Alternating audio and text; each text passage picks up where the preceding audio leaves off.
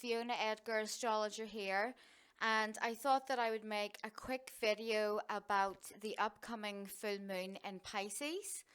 This is happening on Monday. As you can see here, it's 7:55 p.m., but that is New York time. So if you're in the UK or Ireland, it is going to be a couple of hours before that, maybe 5-6 hours. I'll put it in the link here. So what is a full moon? A full moon is the end of a cycle. These cycles run. Uh, the energy of a full moon will really affect you for about 2 weeks.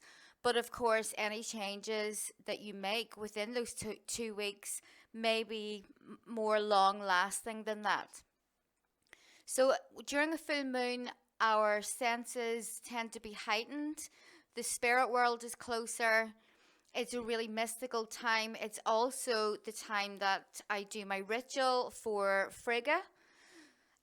So you can, if you want to join in on that, you can search for my Telegram channel, and it is called Frigga World Prayer Day.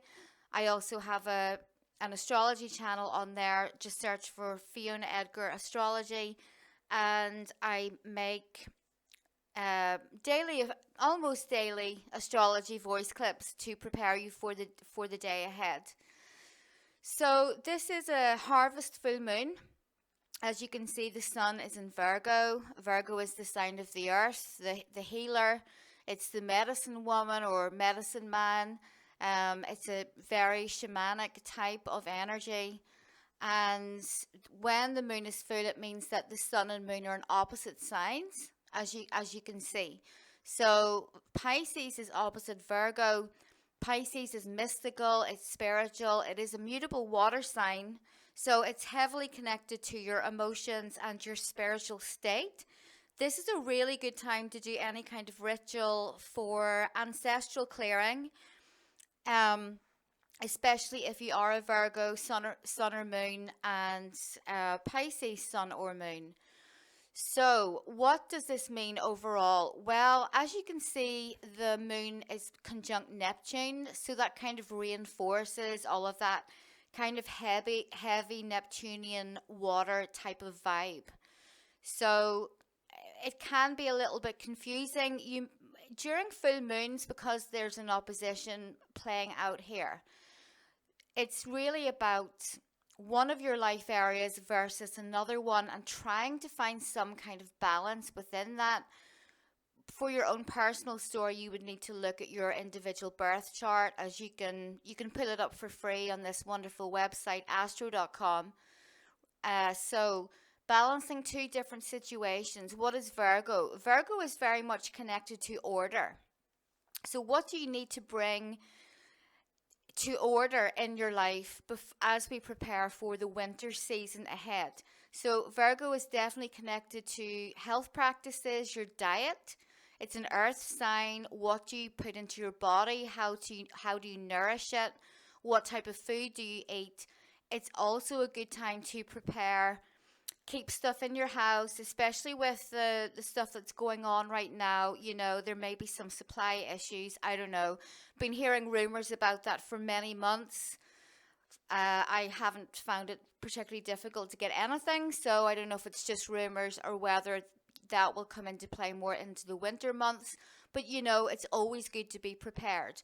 Virgo is a sign of preparation. They think ahead. They focus on all of the fine details that a lot of us will miss. So think like a Virgo, but your emotions will be kind of going towards some kind of Piscean theme. So maybe you feel a little bit, I don't know, you're procrastinating. I know that I've been doing that. My house is a mess right now, and I've just been focusing on like my spiritual path very heavily, but also my work. So I'm struggling to find a balance here between Virgo and Pisces, which is order versus kind of some dreamy type of chaos. So those are all things that you will focus on. There are some kind of other aspects going on here in this chart. So something really good about this is that there is an exact trine between Mercury and Jupiter. You see that Mercury is at 23 degrees, and then we've got Jupiter also at 23. Jupiter is retrograde. So what does that mean? Well, first of all, what is Mercury? Mercury is how you communicate. It is your thought processes, and it's how you kind of translate information within your own mind. When it's making this lovely aspect to Jupiter, it means that your mind is going to become more open. You may start to explore a different spiritual path. Okay, so Jupiter is all about, spirituality, beliefs, foreign countries, foreign travel. It can also mean stuff that you want to study. What do you want to learn? Maybe during this full moon, if you do feel a little bit lost, you're kind of wading through this Piscean soup here, and you are not feeling satisfied in your life for one reason or another, do a ritual. So I'm a Norse pagan, and the ritual that I will be performing on this full moon is with Frigga, the Earth Mother, Odin's wife. What is she? She is the mother, the wife, the female mother archetype. The highest of that each of us can strive to be. If you have any issues running down your maternal line, do a ritual to try and clear those. If you're having issues with women, in love, with your family, anything like that, problems with home, problems with your kids, go to Frigga for help. If you're not European, then go to whoever the mother goddess is in your spiritual system. It's going to be different for you, but you can still get a lot out of astrology and work with this. But this is an overall, I would say, quite a positive full moon. I like the energy of it. I like the vibe. Okay, so one negative thing about Virgo is that they can micromanage. They get lost in the small details, right? So one way that you can do that is by really overly focusing on all of the kind of like negative stuff that's going on in the world. I do understand that it's important to pay attention, but if you're watching like all of these horrible videos every day, reading a lot of negative news, then your anxiety levels are going to be through the freaking roof. And you really don't want that. Virgo is connected to anxiety. They think and they worry. And all that does is affect your health. It doesn't actually bring you the solution to any problem. If you are having a problem at the moment, the solution is within this Mercury and Jupiter trine. Take a different path. Try something new. Instead of trying to figure everything out yourself, go to the gods for a solution to your problem, because they are there. Your ancestral gods are always going to help you out. I'm not kidding. Anytime that I need something, if I'm stuck, if I need an answer to something, even if it's not a personal problem, but something to do with my spiritual path or the way that spirituality works, I ask the gods and I always get an answer. So you have to ask your ancestral gods. If you don't have a blood connection with them, you're not going to have the same connection. That's just the way that it works. So what else can you do during this period? So it will last for a couple of weeks.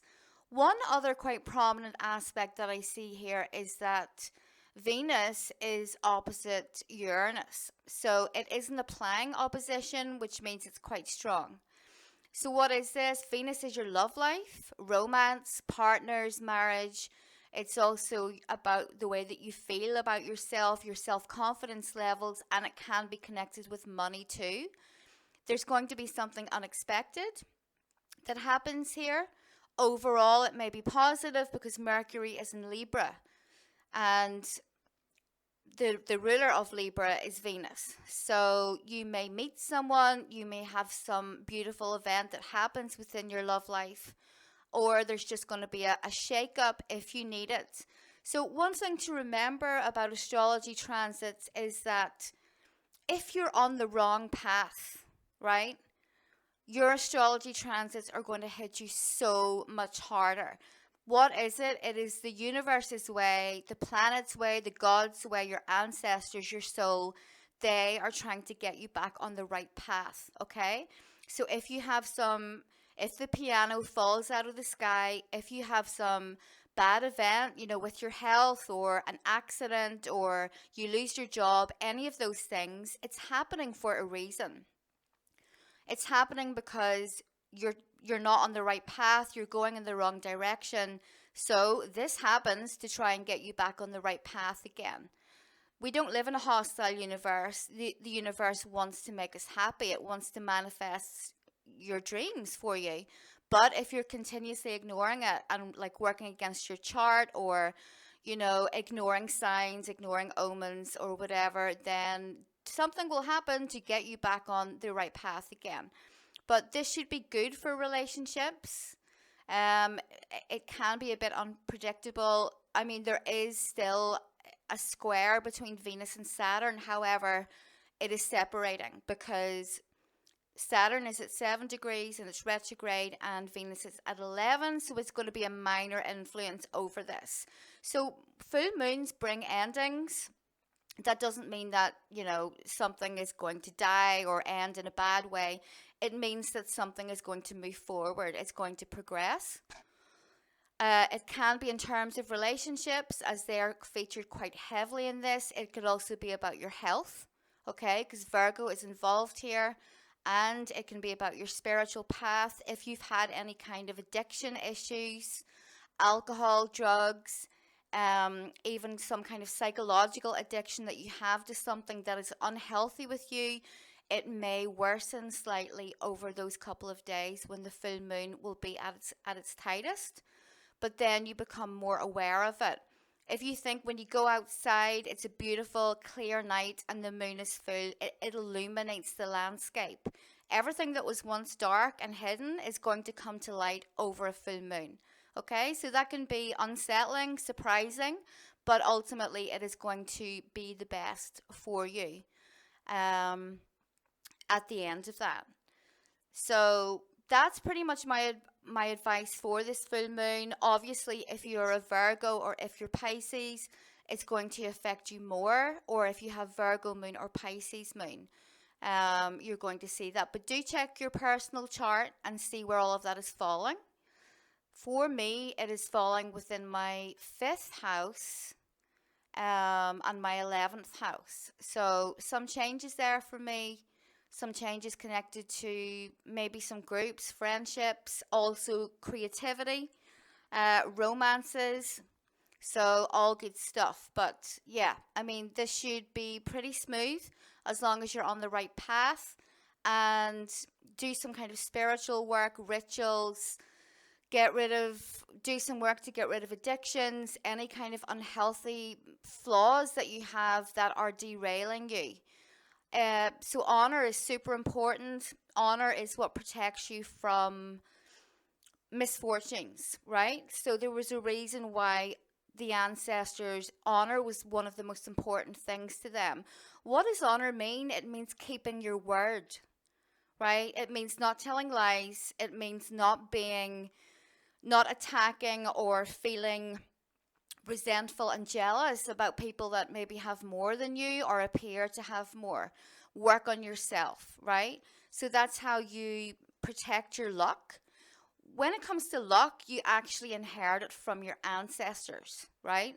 If you think about who you are, you're just one tiny person in a long, long line of ancestors, and actually you reincarnate as your own descendants. That's why it was always so important for our ancestors to have kids. So keep that in mind, because they knew that they needed other bodies to be born into again. So when you do something bad or when you do something heroic, courageous, it affects your luck, right? It's kind of like karma, but you will pass that on to any kids that you have and so on, grandkids and on down the line. So how do you protect that luck? How do you keep it? Well, be an honorable person. Don't do shitty things. It is true. It'll come back to bite you on the ass, but not only that, it will affect your kids. And that was always known, that was ancestral wisdom. So this is a moon that really favors ancestral wisdom. You know, there's Virgo in the earth sign. It's like the earth mother, the goddess. And then it's opposing this kind of mystical, past life, ancestral type of energy that we can't see, but we really live every day. So I think that's pretty much it, guys. This is going to be a short video. Hopefully I'm going to be doing my podcast with Craig tomorrow. If you want to book a reading, go to my website, FionaAedgar.com. Go to the store. I have a number of written readings available, as well as Skype or Telegram readings. You can also apply to become one of my students for next year if you go to the School of Astrology tab. I'm fully booked for the rest of this year, but from February onwards, I can take on new students. Okay, that's it, guys. I love you all. Back again soon.